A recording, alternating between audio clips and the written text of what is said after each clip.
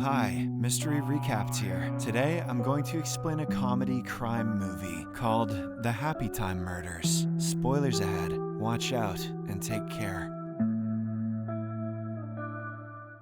The movie takes place in a universe where puppets coexist with humans. However, they are regarded as second-class citizens and have almost no real rights in the human world. Also, I guess puppeteers are criminals. We are then introduced to our protagonist, Phil, who is one such puppet. He was the first and only puppet to join the police force, but was fired after making a significant blunder on the job. He now works as a private detective and has hired a human secretary named Bubbles. One day, Phil is visited by a client named Sandra, who is a gorgeous puppet. The woman reveals that she is a nymphomaniac, but doesn't want her friends and family to know. However, someone has discovered her secret and is blackmailing her into paying $350,000 in exchange for their silence. Sandra doesn't have that kind of money, so she wants Phil to handle the situation for her. Next, she hands him the anonymous letter from the blackmailer, as well as some advance payment. Sandra then tries to flirt with him, but Phil ignores her and remains professional. After she leaves, he looks at the anonymous letter and notices the cutout letter P, which seems familiar to him. He recalls seeing the same letter in a pornographic magazine store that belongs to his friend Vinny. Shortly after, Phil goes to the store, where he notices Vinny shooting adult films featuring an octopus and a cow.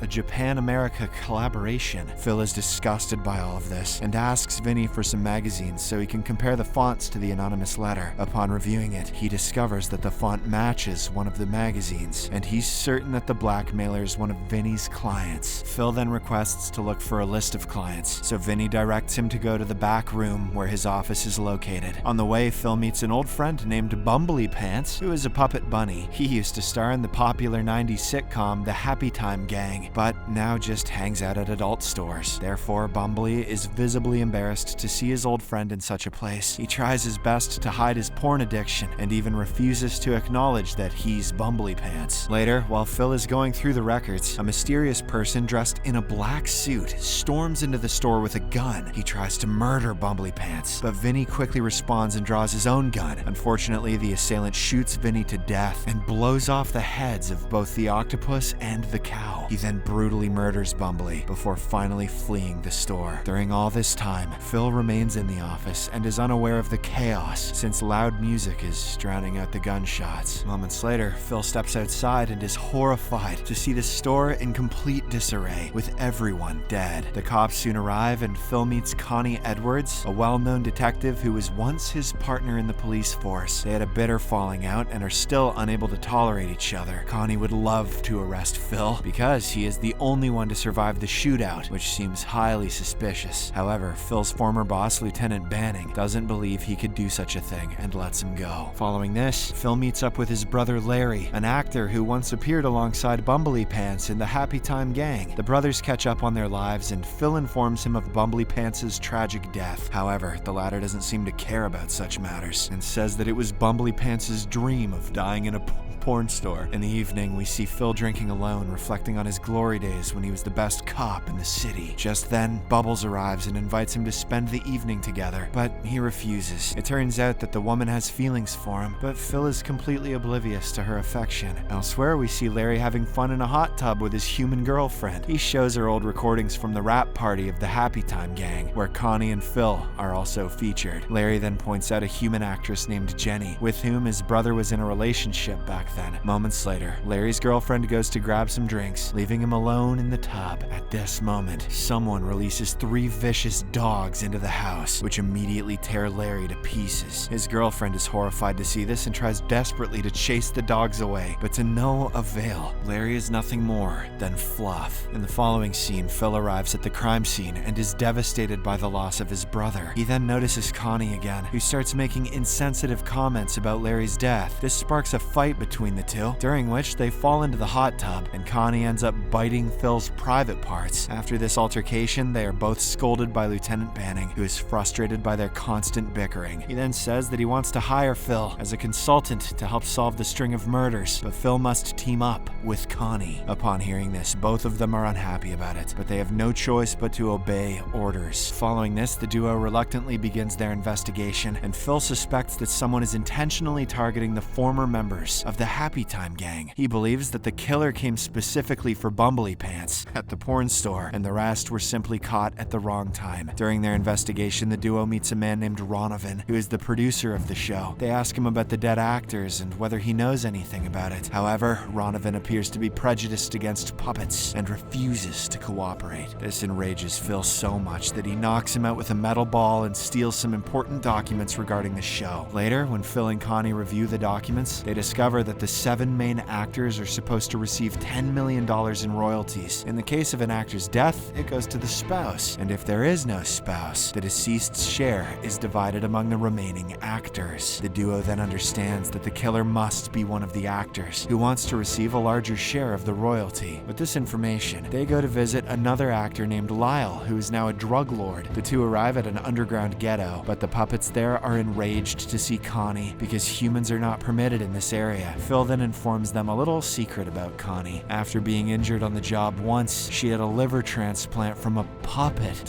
To verify this, Lyle offers her a puppet drug that can put a person into a diabetic coma if they take it. Connie takes the drug without hesitation, and surprisingly, it has the same effect on her as it does on a puppet. Following this, Phil and Lyle go outside for a private conversation, while Connie remains behind to play poker with the puppets. However, they begin making sexist comments towards her, and also treat a female employee very badly, which infuriates Connie. Outside, Lyle and Phil are discussing the actor's deaths when a car suddenly approaches them. Lyle grabs his gun and heads towards the vehicle, but he's suddenly shot and killed. His henchmen retaliate and shoot back at the car, but they are killed as well. Phil tries to get after the vehicle, but it eventually drives away. Meanwhile, inside, Connie beats up the sexist men and makes them apologize for mistreating women. If you're looking for a message about female empowerment, look no further than the puppet porno movie. The next day, Phil arrives at his office to find Sandra waiting for him. She reveals that she has received another threat and would like Phil to resolve the situation. With all the recent murders, he has completely forgotten about her case. So, Sandra decides to reignite his enthusiasm and begins to seduce him. Phil is hesitant at first, but when she continues to insist, he eventually succumbs to his desires. While they are loudly making love in the office, outside, Lieutenant Banning arrives with Agent Campbell from the FBI. After Sandra leaves, the officers question Phil about his incompetence in solving the murder cases. They're also worried that every time a murder happens, he is somehow always at the scene. Phil claims that he has nothing to do with the murders, but the cops don't believe him. Worried that he will be arrested, he then makes an excuse and jumps through his office window to escape. Next, Phil goes to meet his ex-girlfriend Jenny, who is the only human member of the show. However, she isn't doing very well now and works at a strip club. She seems to be quite casual about the deaths of her coworkers, so Phil urges her to take things more seriously, but Jenny admits that she needs to make a living and cannot stay cooped up forever. The two then reminisce about their relationship, and Jenny admits that she really loved him back then. After a brief emotional conversation, they head outside and say their goodbyes. However, as soon as Jenny gets into her car, it unexpectedly explodes, leaving Phil in complete shock. Moments later, the police arrive at the scene, and Phil realizes he won't be able to escape this time. He thus runs away from there and heads to Connie's house to hide from the cops. Phil notices her sleeping peacefully and looks at some old framed pictures of them together. The scene then flashes back to 12 years ago, where we see a robber holding Connie at gunpoint. Phil tried to shoot the criminal but missed, and the bullet deflected into a random puppet passerby who was with his little daughter. Connie was also shot by the robber, but she was somehow able to kill him. In the aftermath, Phil rushed her to the puppet hospital, where she received liver surgery, but he was chastised by everyone for his incompetence and was eventually fired from his job. In the present, Connie and Phil discover that another member of the Happy Time gang was found dead this morning. He apparently jumped and drowned in the ocean after being high on drugs. The duo realizes that 5 members are dead, leaving only 2 remaining actors, Ezra and Kara. It turns out that the two are actually cousins, but they are now married and have children. The duo then decides to visit them, hoping that this time they will be able to catch the murderer. In the following scene, they arrive at the cousins' home, which is located in the middle of the desert. They notice the kids in one room, who are deformed and screaming wildly in front of a mirror. The duo then heads to another room, where they shockingly find Ezra and Kara dead in their beds. There is no sign of a killer anywhere, which leaves the two frustrated. However, just as they are about to leave the house, Agent Campbell shows up with his team and arrests Phil for the murders. The scene then cuts to the police station, where we see Sandra testifying against Phil in front of Campbell. It turns out that she was married to Jenny, and she reveals that she and Phil have been having an affair for months. Sandra then claims that Phil only wanted to get rid of Jenny so he could have Sandra to himself, but he ended up killing all the other actors to make it look like a part of a bigger scheme. A stunned Phil denies the accusations, but Campbell doesn't believe him since they saw the two making love just days ago. This causes Connie to lose her temper and get into a fight with Campbell, which results in her being suspended from her job. Later that night, when an upset Connie returns home, she discovers Bubbles waiting for her. The two have an emotional conversation where they express their sadness about how Phil is being framed for something he didn't do. Determined to save him, they team up and head to Sandra's apartment, hoping to find some evidence against her. They break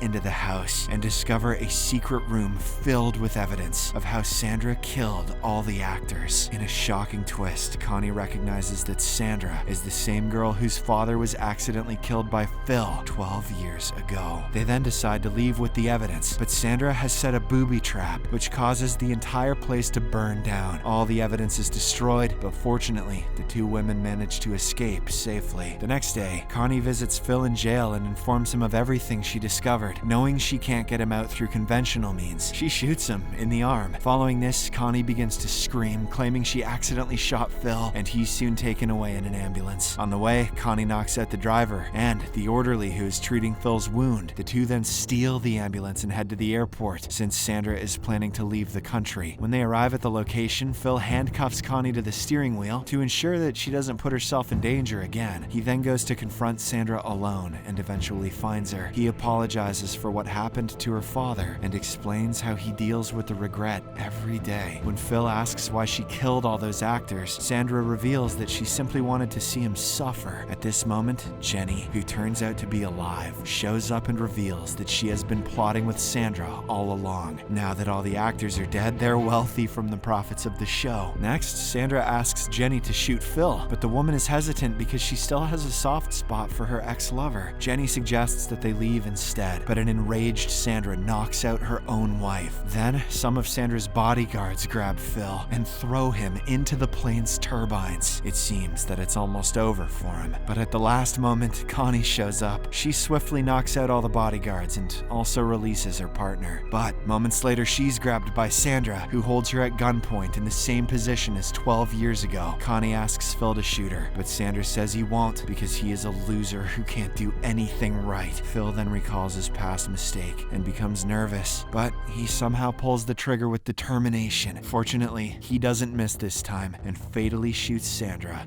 in the head. In the final scene, several officers arrive at the scene, and Banning congratulates Connie and Phil on successfully solving the case. He lifts Connie's suspension and also reinstates Phil's old job, which makes the puppet very happy. Moments later, Bubbles arrives to check on her boss, and he finally realizes that she has feelings for him. The movie concludes with Phil asking if she wants to go out with him, to which she gladly agrees.